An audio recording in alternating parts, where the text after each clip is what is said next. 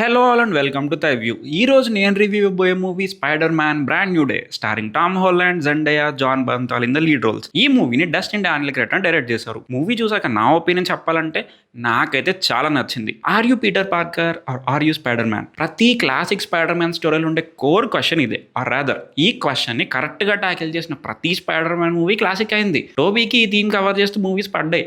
Andrew కూడా ఒకటి పడింది. ఇంటూ ద స్పైడర్ వర్స్ లో కూడా ఇదే థీమ్ ఉంటుంది. కానీ ఎంసీయూలో మాత్రం ఏదో వెళ్తి టామ్ హాలండ్ మూవీస్ బాగున్నా కూడా సంథింగ్ ఈజ్ మిస్సింగ్ అనే ఫీలింగ్ ఉండేది. 90% కరెక్ట్ గా చేసినా కూడా ఆ 10% సంథింగ్ ఈజ్ మిస్సింగ్ అని అనిపించేది. కానీ ఫస్ట్ టైం ఎంసీయూలో కూడా ప్రాపర్ గా టామ్ హాలండ్ స్పైడర్ మ్యాన్కి ఇలాంటి స్టోరీ పడింది and it is so beautiful, so perfect. ఈ మూవీ ఈవెంట్స్ నోవే హోమ్ తర్వాత జరుగుతాయి. పీటర్ పార్కర్ని అందరూ మర్చిపోతారు. ఇప్పుడు దాని ఫుల్ టైం స్పైడర్ మ్యాన్ ఉండాలి అంటే పీటర్కి ఏమైనా పర్లేదు అనుకుని డెసిషన్స్ తీసుకుంటాడు. ఆ డెసిషన్తో ఆబ్వియస్లీ బ్యాక్ ఫేర్ అవుతాయి. మరి ఈ సిచ్యువేషన్ నుంచి పీటర్ పార్కర్ ఎలా బయటపడ్డాడు? ఫైనల్లీ పీటర్ పార్కర్ ఉన్నాడా, స్పైడర్ మ్యాన్ ఉన్నాడా అనేది మూవీ చూసి తెలుసుకోవాలి. స్పైడర్ మ్యాన్ ఫ్యాండమ్లో ఒక రన్నింగ్ జోక్ ఉంటుంది. అదేంటంటే పీటర్ పార్కర్ ఎంత దరిద్రంలో ఉంటే మనకు అంత నచ్చేస్తాడని. బికాజ్ రియాలిటీలో మనకు కూడా అవే దరిద్రాలు ఉంటాయి కదా. మనం స్పైడర్ మ్యాన్ కాకపోవచ్చు కానీ తనకుండే ఇష్యూస్ చాలా వరకు మనకు కూడా ఉంటాయి. అందుకే one of the most relatable super heroes అయ్యాడు. ఆంట్ మే డెత్ తర్వాత తన వల్ల ఎవరికి ఏం కావద్దని ఒక్కడే ఉండడం స్టార్ట్ చేస్తే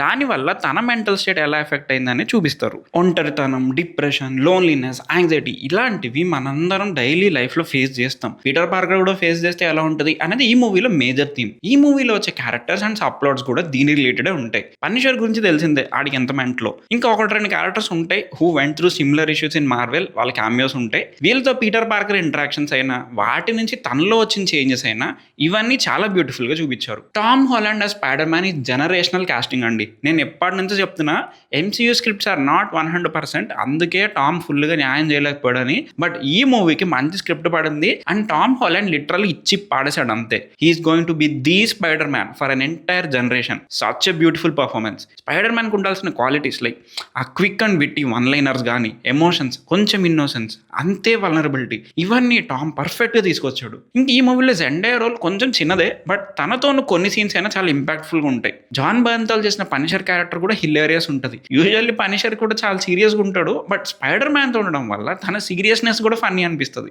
ఇంకా స్టాండర్డ్ పర్ఫార్మెన్స్ అంటే అది సేడీసింగ్ క్యారెక్టరే. తన క్యారెక్టర్ ఏంటనేది చెప్పను, ఇంకా స్పాయిలర్ అవ్వచ్చు, కామెంట్స్లో కూడా పెట్టకండి. But trust me, she is going to be the next big thing in MCU. ఇంకా హల్క్ ఓన్లీ హల్క్ మూవీ చూసాక అర్థమైంది మీకు ఈ ఓన్లీ హల్క్ ఏంటి అనేది. యూజువల్లీ బెస్ట్ హల్క్ రిప్రజెంటేషన్స్ ఎప్పుడు తనకి హ్యూమన్ టచ్ ఇచ్చినప్పుడే ఉంటాయి. ఈ మూవీలో అది చేశారు. మనకి నచ్చిన హల్కే కాదు, బ్రూస్ బ్యానర్ని కూడా హ్యూమనైజ్ చేశారు. ఆ సప్లోడ్ కూడా చాలా వర్క్ అయింది. యూజువల్లీ ఎంసీయూలో Spider Man movies action heavy వెళ్ళడానికి ట్రై చేసాయి. టూ స్ట్రక్చర్డ్ ఉంటాయి బట్ ఈ మూవీ అలా కాదు, కొంచెం ఫ్లెక్సిబిలిటీ తీసుకుంటారు అండ్ దానివల్ల మనకు ఆ డిఫరెన్స్ తెలుస్తుంది.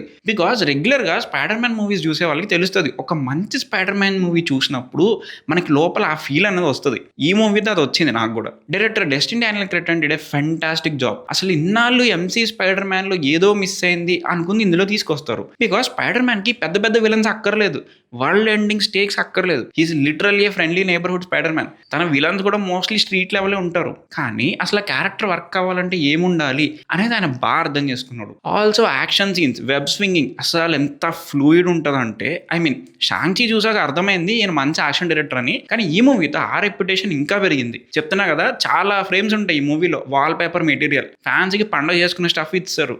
అమేజింగ్ స్పైడర్ మ్యాన్లో ఆండ్రూ చేసే వెబ్ స్లింగింగ్ బెస్ట్ అనేది మెజారిటీ కన్సెన్సస్. బట్ ఈ మూవీ తర్వాత దానికి గట్టి రైవల్ వచ్చింది అనిపించింది. అసలు నెక్స్ట్ వచ్చే స్పైడర్ మ్యాన్ మూవీస్ కూడా ఈయనే డైరెక్ట్ చేస్తే బాగుంది అనిపించింది. స్టాన్లీ ఒక మాట చెప్తారు, స్పైడర్ మ్యాన్కి ఫుల్గా మాస్క్ ఉండేలా చేయడం మేము తీసుకున్న one of the best decisions అని. Because anyone could be Spider Man. ఒక చిన్న పిల్లోడు కావచ్చు, లైఫ్లో కష్టపడుతున్న ఒక అడల్ట్ కావచ్చు, anyone could relate. And finally Tom Spider మ్యాన్తో కూడా మనందరం రిలేట్ అయ్యే టైం వచ్చేసింది. ఒక మనిషిగా ప్రతి ఒక్కరిలో గుడ్ ఉంటుంది, బ్యాడ్ ఉంటుంది. మనం డిసైడ్ చేయలేం ఇవే ఉండాలని. Best thing we can do is balance everything. ఈ మూవీ అదే చెప్తుంది, అదే చేస్తుంది కూడా. ఆల్సో చెప్పడం మర్చిపోయా, 3Dలో చూడండి కుదిరితే, బ్యూటిఫుల్ ఉంది 3D. అలానే ఒక పోస్ట్ క్రెడిట్ సీనే ఉంది, అది కూడా ఎండ్ క్రెడిట్స్లోనే వస్తుంది. బేసికల్ చిన్న టీజర్ ఇచ్చారు డూమ్స్ డేకి. ఆల్సో ప్రీవియస్ స్పైడర్ మ్యాన్ మూవీస్లో ఏమవుతుంది, డూమ్స్ డేలో ఏమవుతుంది, నెక్స్ట్ ఏం రాబోతుంది, ఇవన్నీ తెలుసుకోవాలనుకుంటే మా రీక్యాప్ వీడియో చూసేయండి. So that's it for the review guys. ఈ రివ్యూ మీకు నచ్చినట్టయితే please like, share and subscribe. మరిన్ని రివ్యూస్తో మీ ముందుకు వచ్చేస్తాం. Until then keep watching Thy view.